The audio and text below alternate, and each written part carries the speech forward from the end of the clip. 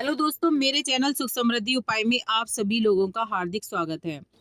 जैसा कि मावस आ रही है पितरों की और बहुत अच्छा होता है अगर आप इस चीज पे उपाय कर लेते हैं पितृ मावस पर। कहते हैं कि जितने भी हमारा पूरे साल का श्राद्ध है, अगर हम पितृ मावस पर इस श्राद्ध को अच्छी तरह से कर लेते हैं, बहुत ही अपार पुण्य की प्राप्ति होती है आपको। आपके पितृ खुश होकर ही विदा होते हैं। तो आज उसी के बारे में बात करूंगी। अगर आप श्राद्ध में कुछ भी नहीं कर पाए हैं या बहुत कुछ करा है, फिर भी आपको ये श्राद्ध इस दिन जरूर अच्छी तरह से करना चाहिए। बताती हूँ क्या चीजें कर सकते हैं श्राद्ध में। भारत देश में बहुत सारी नदियां बहती हैं, मगर सभी में सबसे पवित्र नदी जो होती है वो गंगा ही होती है। यह देवी की नदी है, भगवान की नदी है। ये इसके जल को अमृत समान फलदायी माना जाता है। ऐसे में ज्योतिष शास्त्र में गंगा जल को बहुत अधिक महत्व दिया गया है। खास तौर पर पितृ पक्ष के दौरान गंगा जल का प्रयोग आप कई तरह से करके पूर्वजों की आत्मा को तृप्त कर सकते हैं, शांत कर सकते हैं। कई तरह के दोषों से मुक्ति भी पा सकते हैं आप। बहुत शक्ति होती है गंगा जल में। अगर आप घर में छिड़कते हैं गंगा जल, सारी घर की नेगेटिविटी खत्म हो जाती है। बहुत पावर है हमारे गंगा जल में।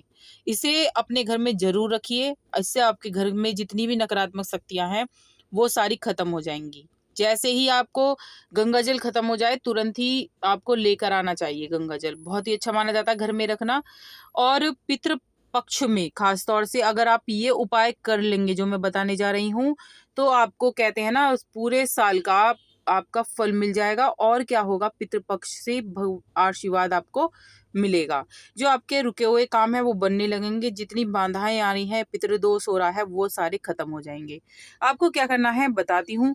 अगर घर में आपके गंगा जल रखा है तो क्या करना है, एक तुलसी का क्यारा लीजिए। तुलसी के क्यारे के पास जहां भी लग रहा हो आपका क्यारा, तुलसी का मतलब पौधा जहां लग रहा हो, वहां आपको जाना है। वहां पर बैठ जाइए अपने घर में ही। को एक लोटे में लेना है गंगा जल। गंगा जल ले लीजिए और एक कटोरी ले लीजिए, खाली कटोरी। आपको वहां तुलसी के क्यारे के पास बैठना है और हाथ में गंगा जल लेके लोटे से अपने हाथ में डालिए और लेकर पूर्वजों का, अपने जो भी आपके पूर्वज हैं उनका स्मरण कर, काशी विश्वनाथ के नाम का स्मरण कर, और 5 या 7 बार आपको कटोरी में छोड़ना है। 7 बार आपको अपने पितृ का स्मरण करना है और काशी विश्वनाथ भगवान का स्मरण करना है, और फिर वो 5 या 7 बार आपको छोड़ना है कटोरी में। जितनी बार भी आप स्मरण करें, जितनी बार भी आप कटोरी में छोड़ें, उतनी बार आपको ही स्मरण करना है। आपको, जैसे कि आपके पितृ भूखे हैं, मान लो, आपको क्या पता, कैसे पता लगेगा आपके पितृ भूखे हैं, प्यासे हैं? तो आपको क्या होता है कि ये एक इशारा होता है। क्या होता है, रात को आप सो रहे हैं, सोते सोते आपको, जैसे ही आप सोए 1 घंटे बाद ही आपकी तुरंत नींद खुल जाती है। तो नींद खुलने के बाद आपको नींद नहीं आती है, परेशानी महसूस होती है, प्यास लगती है, बार बार घबराहट होती है, तो ऐसा होता है पितृपक्ष कि हमारे भूखे चल रहे हैं पितर। ये बहुत ही वो है कि आपके पितर भूखे हैं, ये इशारा दे रहे हैं आपके शरीर पर। तो आपको इसका उपाय बहुत ही अच्छा बताने जा रही हूँ, नोट कर लीजिए। और ये सारे उपाय अगर आप पितृ मावस पर करते हैं, पितृ के चलते ही करते हैं, ये जो पितृ पक्ष चल रहे हैं, इस दौरान आपको ये उपाय करने हैं।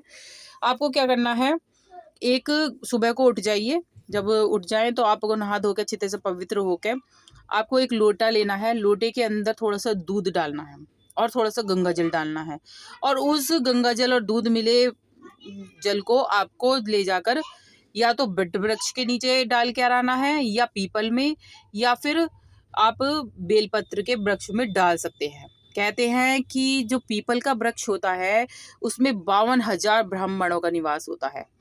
तो बहुत ही अच्छा माना जाता है। आपके जो वो हैं पितृ, बहुत ही आपसे खुश रहेंगे। आप पे जो कोई भी पितृदोष चल रहा है वो सारा खत्म हो जाएगा। ये नॉर्मल सा एक तरह का प्रैक्टिकल है, आप करके देखिए। इसमें कोई हानि तो है नहीं, आपको फायदा ही होगा। क्योंकि माना जाता है कि अगर हम पितृपक्ष में या तो पीपल पे चढ़ाएं जल, या फिर हम बट वृक्ष पर चढ़ाएं, या फिर हम बेल पर चढ़ाएं, इन तीनों में से किसी पर भी चढ़ा दीजिए, बहुत अच्छा माना जाता है। आपके जो वो होते हैं पितृ, वो बहुत ही खुश रहते हैं। तो ये जो उपाय करना है आपको, इस टाइम पर करना है 10 बजे से 12 बजे के बीच। ये जल आपको 10 से 12 के बीच ही चढ़ाना है। और बहुत अच्छा फल आपको मिलेगा इससे। क्योंकि माना जाता है कि जो बट वृक्ष बना है, वो बट वृक्ष जो बना है वो ब्रह्मा जी के मस्तक से बना है, और जो बेल पत्री का जो वृक्ष होता है वो पार्वती जी के आंसू से बना है। जब पार्वती जी के आंसू निकले थे तो पूरे जो ब्रह्मांड था वहां पर बहुत ही ज्यादा हलचल मच गई थी कि ब्रह्मा जी पार्वती जी की आंखों में आंसू कैसे आ गए। तो पितरों ने वरदान दिया था कि ये आपका जो पार्वती जी ने कहा था कि मेरे आंसू व्यर्थ नहीं है, इससे बेलपत्र का निर्माण होगा।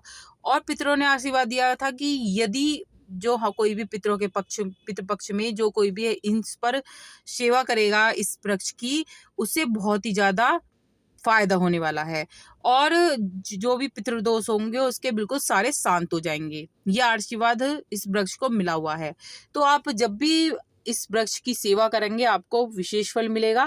कहते हैं कि आप यदि इसमें अमावस पर वट वृक्ष लगाएं, पीपल लगाएं और ये बेलपत्र लगाएं तो बहुत ही आपको विशेष फल मिलता है। लेकिन ये वृक्ष जो हैं आपको मंदिर में दान करने चाहिए। मंदिर में किसी देवी स्थान पर आप लगा दीजिए और उसकी सेवा करिए। बहुत आपके पितृ खुश रहेंगे, तृप्त रहेंगे, आपको कभी भी कोई परेशानी नहीं होगी। ये छोटे छोटे उपाय थे जो मैंने बताए हैं आपको, इतने बड़े उपाय नहीं हैं। तो आप कर सकते हैं जिससे आपके पितृ हमेशा खुश रहेंगे और हमेशा आप पर आशीर्वाद बना रहेगा। और क्या कर सकते हैं, जैसे कि बड़ा बेटा श्राद्ध करे या छोटा बेटा, बहुत ज़्यादा सुनने में आती है किसको करना चाहिए। करने को तो फर्ज होता है बड़े बेटे के लिए, सबसे पहला फर्ज होता है बड़े बेटे के लिए। अगर बड़ा बेटा नहीं कर रहा है श्राद्ध तो छोटा बेटा कर सकता है, या फिर अगर दोनों कर रहे हैं कि एक के ऊपर जोड़ना पड़े तो वो दूध वगैरह कुछ भी अपना चावल वगैरह थोड़ा बहुत अपना हेल्प करके ले जा सकता है कि एक साथ कर लें। या फिर जैसे कि अगर बेटा नहीं कर रहा है, भाभी भैया नहीं कर रहे हैं, तो बेटी कर सकती है, लेकिन बेटी के बच्चे कर सकते हैं, नाती कर सकता है, नातिन कर सकती है। लेकिन श्राद्ध होना बहुत जरूरी होता है। श्राद्ध से ही हमारे पितरों को तृप्ति मिलती है। कहते हैं मान लो अगर हमारे पितृ आते तो सारे पितृ ही हैं नीचे, चाहे उनका बेटा हो चाहे ना हो, सारे पितरों को आज्ञा होती है इस टाइम नीचे जाने की। अगर उन्हें खाने को नहीं मिले तो बहुत ही गलत माना जाता है। इसलिए कहते हैं कि श्राद्ध हर किसी का होना चाहिए, चाहे उसका बेटा है चाहे नहीं है। मैंने अलग से वीडियो बनाई है उसकी कि पितृ कौन कौन कर सकता है, बेटे के अभाव में कौन कर सकता है श्राद्ध, सारी रिलेटेड वीडियो डाली है, आप उसे देख सकते हैं। लेकिन ऐसा नहीं करें कि श्राद्ध ना हो उस इंसान का, तो किसी के अभाव में श्राद्ध जरूर करें। और आप पता लगा सकते हैं उस वीडियो के जरिए। वीडियो उपयोगी लगे तो लाइक सब्सक्राइब जरूर करिएगा जिससे आगे वीडियो मिलती रहे, और कमेंट में हर हर महादेव जरूर लिखिएगा। वीडियो पे अच्छी लगे तो अच्छा लगता है कि आपको हमारी वीडियो पसंद आ रही है, हमें खुशी मिलती है। So thank you.